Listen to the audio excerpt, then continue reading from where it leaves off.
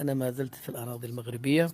أهنئ من القلب لكل مغربي، بداية بالملك محمد السادس الذي أنا أتنقل في بلده وأطوفها شرقا وغربا، وأشعر بالأمن والأمان والإكرام والطيب. أنا أشعر بأثر الملك محمد السادس في سلوك المغاربة الذين يتعاملون به معي.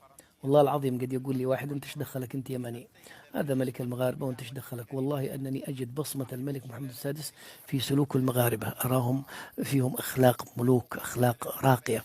وبعضهم والله يعني لا يكرمني لذاتي، بعض المغاربة، بل يقول لي: لأنك تحب بلادنا، يعني نكرمك بدافع وطني ونحبك بدافع وطني. وأنا أقول لهم: والله نحن نحبكم بدافع روحي بحت. لذلك أنا أبارك لنفسي والله كأنه بلدي. ما يحصل في المغرب من شيء إيجابي أشعر به